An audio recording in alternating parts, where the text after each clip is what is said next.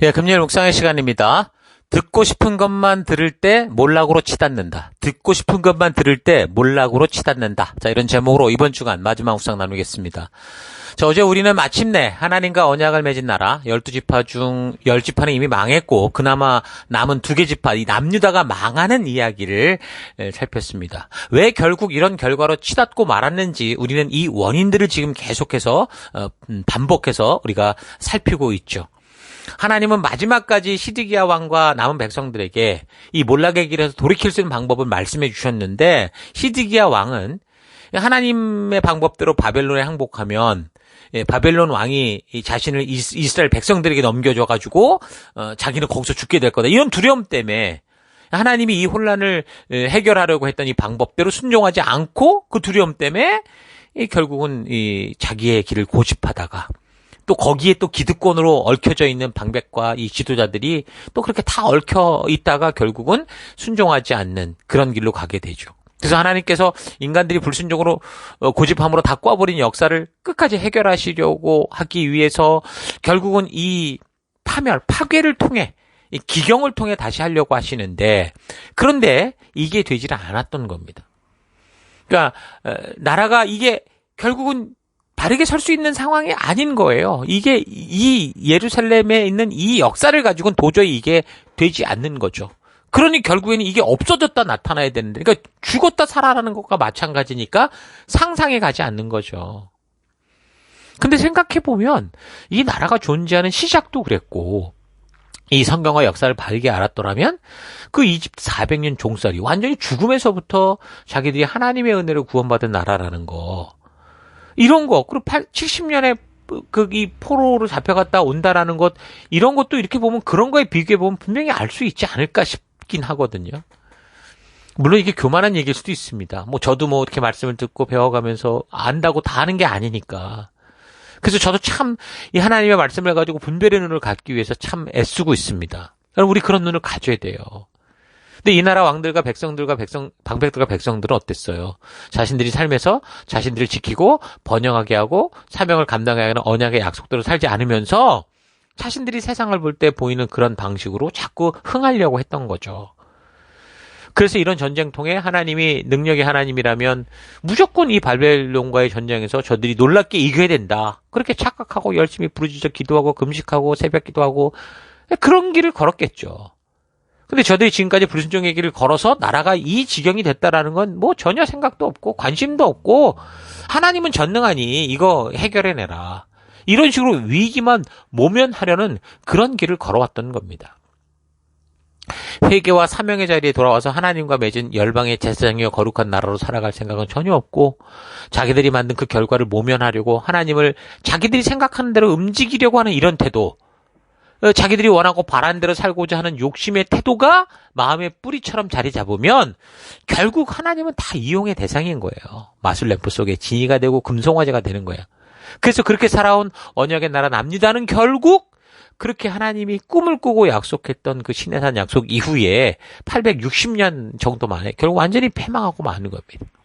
그러니까 이 얘기가 이제 39장의 얘기였던 거고, 그리고 이제 46장에서 51장까지는 하나님의 심판의 말씀이 있을 때 항상 그렇듯이 유다 땅, 그 하나님의 백성들, 언약 백성들만이 아니라 그와 연관되어 살아가는 세상의 모든 나라들, 주변의 모든 나라들에 대한 심판, 그리고 세계의 정세가 어떻게 될 건지, 미래가 어떻게 될 건지에 대한 얘기들이 나오고 있습니다. 46장에서 49장까지 그 9개, 주변 9개 나라에 대한 심판의 예언이 나오는데, 그거는 여호야김 왕 때도 이미 여호야김 왕 때 선포된 내용이었고, 50장에서 51장은 바벨론에 대한 이 멸망 예언인데, 이건 시드기야 시대에 선포된 이 말씀으로서 우리가 지금 그것에 대해서 이미 우리가 살폈던 걸 기억할 겁니다. 그래서 메소포타미아 지역에서 강성했던 아수르를 무너뜨리면서 그 지역의 패권을 장악한 바벨론은 사실 하나님의 역사에 따라 아수르를 대신하는 또 다른 회초리로 분을 받았는데, 또 분에 넘치는 짓들을 함으로 말미암아 결국에는 이 나라가 실제로 역사로 보면 신바벨로니아가 한 100년 정도 역사 만에 사라지고 말았거든요. 그 파멸의 원인은 항상 똑같았습니다. 50장 11절을 보면 나의 소유, 나의 백성을 노략한 바벨론아, 너희는 그저 즐거워하고 기뻐서 뛰는구나. 너희는 그저 초원의 송아지처럼 뛰어다니고 힘센 말처럼 소리를 지르는구나. 이렇게 말하죠. 그러니까 교만의 극치를 보여주는 거예요. 하나님이 하신 일을 자기들이 한 줄 알고 착각에 빠졌던 거죠. 그러니까 교만은 모든 패망과 멸망의 핵심적인 이유가 된다는 거 잊지 마십시오. 바벨론은 하나님이 허락하셔서 그 회초리 역할을 하는 것인데 저들의 교만은 하늘을 찌르고 이 아수르 제국이 했던 것처럼 하나님이 하게 하신 것보다 더 과한 짓들을 서슴지 않고 했더라는 거죠. 벌 주고 와라 그러면 손발을 잘라버리고 목을 자르고 이런 식이었다라는 거예요. 하나님의 공의를 살아계심을 보여주러 갔던 존재가 자기가 마치 하나님인 것처럼 심판관인 것처럼 아주 인간들에게 이 백성들에게 잔인한 짓을 했다는 겁니다. 그래서 50장 12절 그러므로 너희의 어머니 바벨론 도성이 크게 수치를 당할 것이고 너희를 낳은 여인이 치욕을 당할 거다. 13절 나 주의 분노 때문에 바벨론 도성은 아무도 살 수 없는 땅이 되고 온 나라가 황무지로 뒤바뀔 거다. 31절 나 만군의 여호와의 말이다. 너 오만한 자야. 내가 너를 치겠다. 너의 날 곧 네가 벌받을 때가 왔다. 그러니까 성경을 통해 보여주는 모든 패망의 원인은 뭐라고요? 교만인 거예요. 그 잠언에도 이런 말씀이 있잖아요. 16장 18절 교만에는 멸망이 따르고 거만에는 파멸이 따른다. 18장 12절 잠언 사람의 마음이 오만하면 멸망이 뒤따르지만 겸손하면 영광이 뒤따른다. 그러니까 성경은 수도 없이 교만의 결과는 패망이라는 사실을 알게 한다라는 거 잊지 말고 우리도 여러 가지로 우리 삶이 나아져 갈수록 더더욱 겸손해지고 고개 숙이고 성숙하고 성장하는 우리가 되길 바라요. 그래서 하나님이 진정으로 찾으시는 열방의 제사장이여 거룩한 백성으로서 하나님 나라 가운데 온전히 쓰임받는 여러분과 제가 되기를 바랍니다. 자, 그래서 마지막 52장은요, 다시 한번 그 예레미야 39장에서 보여줬던 예루살렘 함락의 이야기가 되풀이되면서 결론을 이제 짓게 됩니다. 총 결산을 보면 52장 28절, 29절, 30절을 보면 거기서 이제 몇 명이 언제 잡혀갔다 이런 얘기가 나오는데 52장 30절 끝에 보니까 그 총수가 4,600명이다 이렇게 얘기를 합니다. 여기 보면은 사실 1차로 포로로 잡혀갔던 인원들에 대한 개수는 빠져 있는 걸로 보입니다. 중요한 것은 결과인데 여러분 이 처음 그 요셉 시대에 그 이집트로 내려갔을 때 몇 명이 내려간지 알죠? 70명이 내려갔어요. 근데 그 이집트를 살면서 400년 만에 거의 200만 명으로 불어났었죠. 그리고 그 200만 명이 어쨌든 가나안 땅으로 들어와서 다시 얼마를 살고 860년을 살았던 셈인데 그렇게 보면 엄청난 인구들의 증가가 있었겠죠. 자, 그런데 그 많은 사람들이 신명기 28장에 약속된 것처럼 칼과 기근과 연병에 다 죽고 바벨론의 포로로 잡혀온 게 불과 4,600명 뿐이었습니다. 물론 이스라엘의 여러 지역으로 도망친 사람들도 있었을 것이지만 어찌됐든 그 하나님과 언약을 맺은 약속된 나라가 완전히 파멸되고 파멸에 이른 것을 우리가 볼 수 있어요. 여러분 이런 걸 보면 우리는 맨날 뭐 좋은 신 하나님만 찾고 있지만 그의 백성들이 죄를 회개하지 않고 약속의 길이 아니라 불순종의 길을 갈 때 결국 얼마나 끔찍하고 무서운 내일이 올 것인가 이거 분명히 알아야 돼요. 이런 걸 상상하지 못하고 맨날 달콤한 소리, 긍정의 소리, 듣고 싶은 소리만 듣는 게 그게 신앙생활이 아니라고요. 마지막 인류 역사 종국사적 종말에는 끝까지 인간들이 배부르고 교만하고 이단 사이비가 설쳐되고 거짓 선지자가 난무하고 그리고 참 성도는 이 땅에서 거의 찾아볼 수 없는 지경이 된다. 이게 계속 성경이 말해주고 있는 거죠. 앞으로는 점점 더 그래서 이 시대가 어떻게 갈 거냐? 겉으로는 화려하고 얼마나 잘 살아가는지 모르지만 물이 바다 덮음같이 여호와의 영광을 인정하는 그런 시대가 아니라 말씀을 우습게 여기고 하나님을 인정하지 않는 것이 온 세상에 가득함으로 말미암아 결국은 멸망에 이르는 그런 미래로 가게 될 거예요. 그래서 예수님 뭐라고 말씀하십니까? 인자가 올 때에 세상에서 이런 믿음을 보겠냐? 예수님이 재림하실 때 이런 진짜 믿음을 가진 사람들을 찾아보기 힘들 거란 얘기 아닙니까? 인자가 올 때 세상에서 믿는 자를 보겠느냐 할 정도로 진실한 마음을 가진 사람들이 거의 없을 거다라는 거예요. 이 세상은 이미 아무리 돌이키려고 해도 돌이킬 수 없는 지금 뭐래요? 침몰하는 타이타닉호와 같이 돼버렸죠. 이거는 이미 아담과 하와의 범죄로부터 이미 그게 보여진 이야기고 역사의 곳곳에 결국 홍수 심판으로 말미암는 이 끝까지 우리는 다 봤고 그러고도 계속 은혜로 이어졌던 이 민족의 역사들이 계속 이렇게 가는데 지금 이 북왕국도 그랬고 남유다도 그렇고 오늘날도 어떤 나라든 간에 결국에는 무너져가는 타이타닉 꽃처럼 살아가는 그런 시대가 오늘 우리가 살아가는 시대입니다.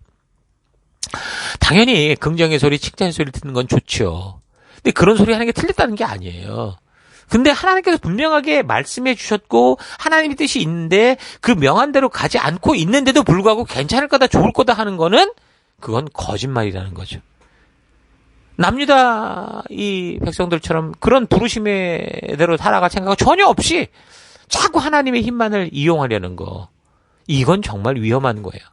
아무리 하나님과 확실하게 언약을 맺은 백성이라도 하나님과 맺은 언약의 말씀, 그 사명과 가치를 따라 살지 않고 끝까지 불순종의 길을 갈 때 그 길의 끝은 패망과 몰락이에요. 이게 성경이 분명히 보여주는 역사라는 거 잊지 마십시오.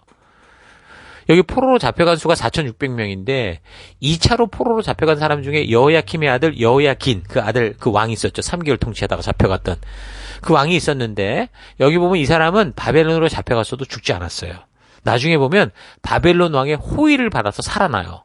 52장 31절을 보면 유다 왕 여호야긴이 포로로 잡혀간 지 37배, 37년 동안 그러고 있었던 거죠. 근데 바벨론 왕이 그를 이제 특사로 베풀어서 옥에서 해방시키죠. 그러니까 37년 동안 옥중에 살았다 그 말인 거예요. 그 이후에 그가 이제 그를 풀어주고 다른 왕들의 자리보다 더 높은 자리를 주면서 한상에서 먹을 수 있는 그런 기회를 주게 됩니다. 그러니까 예레미야를 통해 예언하셨던 것처럼 바벨론의 포로가 되어 잡혀가게 될 때 결코 죽지 않고 오히려 그 백성들의 전쟁의 비참함으로부터 그 생명을 구한 왕이 돼서 비록 나라는 망해도 그 백성들에게 존경받고 조상들이 죽을 곳에 같이 묻힐 수 있다는 이 사실을 분명하게 보여주죠. 시드기야에게 약속한 거였는데 시드기야는 불순종으로 죽었고 여기 잡혀왔던 여호야긴이 그런 삶을 사는 걸 볼 수 있습니다. 자, 이렇게 남유다 패망에 대한 52장을 살피고 나면 이제 예레미야서에서 우리가 아직 살피지 않은 이야기를 보면 어디냐면 40장부터 44장의 내용이죠. 여기 나오는 이야기는 언제 이야기냐면 이제 예루살렘 패망까지 살폈는데 예루살렘이 패망한 이후의 이야기예요. 그래서 예루살렘에 남아있던 사람들의 이야기를 하고 있습니다. 40장에서 41장 1에서 3절까지는 그래서 그다랴라고 하는 그 총독 이름이요. 그다랴 총독 시대를 말하는데 1절을 보면 예레미야가 바벨론으로 끌려가고 있는 상황처럼 얘기가 돼요. 여기서 이제 라마라고 하는 것은 예루살렘에서 북쪽으로 8km 정도 떨어진 오늘날로 엘람이라고 하는 곳인데 포로들은 여기에 집결되고 수용됐다가 바벨론으로 이제 끌려갔던 거로 봅니다. 그런데 예레미야도 그렇게 다른 포로들과 마찬가지로 그곳에 이제 사슬에 묶여 등장을 하죠. 근데 우리가 이미 39장을 살폈을 때 알았던 것처럼 바벨론 왕은 이를 풀어주라고 했었잖아요. 풀어줬을 건데 그럼 어떤 상황이냐 우리가 유추를 해보면 아마도 뭐 왕은 그렇게 말할 수 있지만 왕이 끝까지 그걸 지켜보거나 그러지는 않을 거 아닙니까? 그러니까 예레미야를 그렇게 풀어주라고 했던 왕의 명령을 아는 사람이 명령했을 것이고 또 명령을 받은 사람이 또 명령을 했을 것이고 뭐 그런 상황 속에 또 흐지부지 돼서 어떻게 보면 또 이렇게 계속 잡혀있는 그런 상황이 될 수 있었을 거라고 봅니다. 아니 왜 이 사람을 풀어줘? 맨 끝에 사람은 이해가 안 가는 거죠. 그러니 뭐 자기 마음대로 행동했을 수 있었을 겁니다. 근데 그런데 이제 뭐 그런 상황 속에 그렇게 이제 풀려났을 수도 있겠죠. 근데 또 이제 이 전쟁통에 너는 무슨 왕의 무슨 표를 갖고 있는 것도 아닐 거고, 그러니 결국은 또 잡혔지 않았을까. 그렇게도 생각해 볼 수 있습니다. 그래서 이제 그 다른 병사들에 의해 잡혀서 라마로 끌려가게 된 것 같은데, 이제 근데 그걸 이제 느부사라다는 왕의 명령을 받아서 아는 사람이니까 예레미야를 보고 다시 이제 석방을 했다. 그렇게 볼 수 있습니다. 그리고 이제 느부사라다는 예루살렘 파괴 이후 한 달 만에 예루살렘에 입성해서 성을 아주 철저히 파괴하죠. 또 포로들을 끌어가는 대열을 조직했습니다. 그러면서 이 나라가 왜 망한 것인지를 알게 된 것 같은데 그 얘기가 어디냐면 40장 2절 근위 대장은 예레미야를 데려다 놓고 이렇게 말했다. 그대의 하나님이신 주께서 이곳에 이런 재앙을 내리시겠다고 말씀하셨는데 이제 그대로 하셨어. 주께서 말씀하신 그대로 하신 것이요. 그대들이 주께 죄를 짓고 그분의 말씀에 순종하지 않았기 때문에 그대들이 이런 재앙을 당한 것이요. 그냥 이 사람이 전장에서 이기고 지는 것은 저들이 믿는 신에게 달렸다고 믿는 미신을 믿고 있어서 이런 얘기를 그냥 자랑처럼 한 건지는 몰라도 우리는 이 고백을 통해 뭘 알 수 있어요? 하나님이 미리 말씀하셨던 그 분명한 원인들, 그 진짜 이유들을 분명하게 알 수 있다라는 거.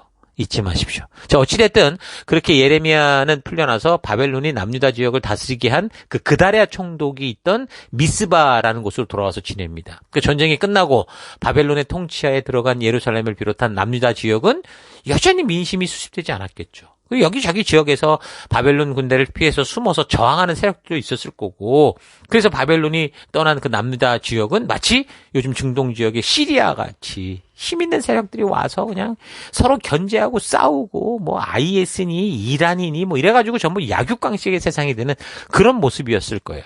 그래서 결국 바벨론이 총독으로 세웠던 그 그다랴라는 사람이 그 반대 세력에 의해서 살해됩니다. 그렇게 되면 어떻게 돼요? 또다시 유다 지역은 바벨론에 대항한 게 되게 반란을 일으킨 게 되니까 완전히 끝장날 판인 거죠.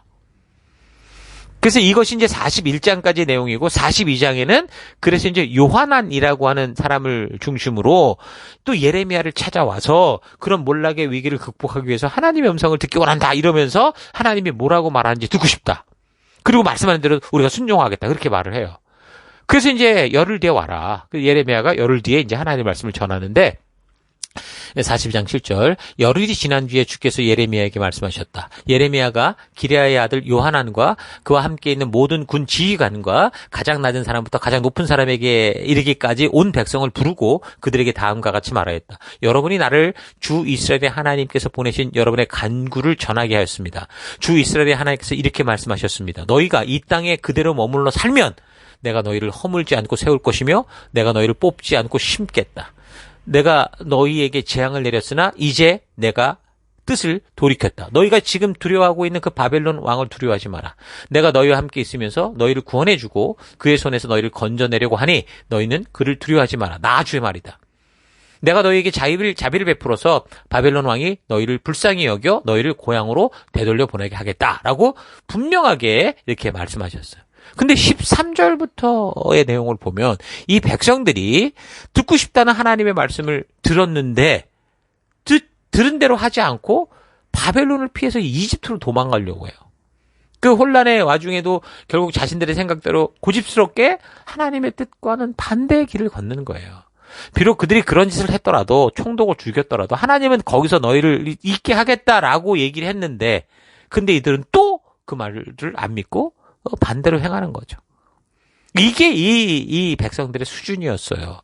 그래서 42장 19절 유다에 살아남은 여러분 주께서 여러분에게 이집트로 가지 말라고 말씀하셨습니다. 여러분이 분명히 아시는 대로 나도 오늘 여러분에게 같은 경고를 했습니다. 여러분은 나를 여러분의 하나님이신 주께 보내면서 나에게 간구했습니다. 우리 주 하나님께 우리를 위하여 기도해 주십시오. 그리고 주 우리 하나님께서 말씀하시는 것이면 무엇이든지 우리에게 알려주십시오. 우리가 그대로 실천하겠습니다 하고 간구했습니다. 그러나 여러분은 이 일로 치명적인 실수를 저질렀습니다. 그러니까 듣겠다 하고 순종하겠다 하고 들려주니까 또 불순종의 길을 걷더라는 거죠. 그래서 42장 21절 예레미야가 이렇게 나는 오늘 여러분에게 모든 것을 알려드렸습니다. 그런데 여러분은 나에게 청해서 여러분의 하나님 주의 말씀을 들었는데도 그대로 따르지 않았습니다. 그러므로 이제 여러분이 가서 정착하기를 바라는 그곳에서 이집트겠죠. 전쟁과 기근과 연병으로 죽는다는 것을 확실히 알아두십시오. 이렇게까지 하는데도 불구하고 사람들은 결국 이집트로 가요. 그런데 예레미야까지 억지로 끌고 가는 거예요. 43장 4절 가레의 아들 요하난과 모든 군 지휘관과 온 백성은 유다 땅에 머물러 살라는 주의 말씀을 듣지 않았다. 그리고 유다 땅에 살려고 돌아온 유다 남은 사람들을 모두 데리고 도망쳤던 사람들을 다 데리고 결국은 이 이집트로 가게 되는데 거기에 예레미야까지 끌고 갔더라는 거죠. 이런 사건에 대해서 초대 교부였던 제롬이 전하는 이야기에 따르면 충성하고 온 생애를 다 바쳐서 자기 민족의 죄악을 지적하고 회개를 요청했던 예레미야가 이들 난폭한 반역도들에 의해서 돌에 맞아 숨진 게 바로 여기 이집트다라고 합니다. 예레미야는 이들의 행복을 보기 원했고 같은 민족에 그렇게 기도했지만 도리어 그들로부터 엄청난 시련을 겪었다라는 거죠. 그래서 예레미야는 결국 그곳에서 동족들에게 죽게 되지만 끝까지 그 죽음의 와중에도 하나님의 뜻을 전하는 삶을 살죠. 44장 9절 너희는 유다 땅과 예루살렘 거리에서 저지른 너희 조상의 죄를 벌써 잊어버렸냐? 그리고 유다 왕들의 죄와 왕비들의 죄와 너희의 죄와 너희 아내들의 죄를 다 잊으셨냐? 그들은 이날까지 뉘우치지도 않았고 두려워하지도 않으며 내가 너희와 너희 조상에게 준 나의 율법과 율례를 지키지도 않았다. 그러므로 나 만군의 주 이스라엘 하나님이 이렇게 말한다. 내가 너희에게 재앙을 내리기로 작정했다. 내가 유다 백성을 모두 멸종시키겠다. 그러니까 나라가 지금 망하고 불순종으로 망하고 없어져서 난민 신사가 됐는데도 여전히 하나님의 음성을 듣고도 외면하는 삶을 살아가는 남유다 백성들의 모습이 예레미야서에서 전하는 이 마지막 모습이었어요. 시내산에서 하나님과 언약을 맺은 그 백성들이 살아가는 마지막 꼬라지가 바로 그런 모습이었던 겁니다. 자, 또 이렇게 마지막에 이 망하는 모습까지 우리가 살폈는데 우리 좀 잘 기억할 수 있기를 바랍니다. 자, 이런 말씀이 예레미야에서의 이야기고 예레미야서를 통해 보는 오늘 우리가 살아가는 우리의 모습이 아닐까 생각합니다. 이렇게 가슴 아픈 책이 예레미야서인데 우리는 기껏해야 33장 3절 너는 내게 부르짖어라 이것만 알고 이런 식으로 신앙생활을 하는 거 이거 안 되죠. 예레미야는 50년 가까운 세월 동안 반백년 동안 하나님의 가슴을 품고 끝까지 불순종으로 멸망해가는 동족들을 살리기 위해 눈물로 돌아오고 외치는 그런 길을 걸었습니다.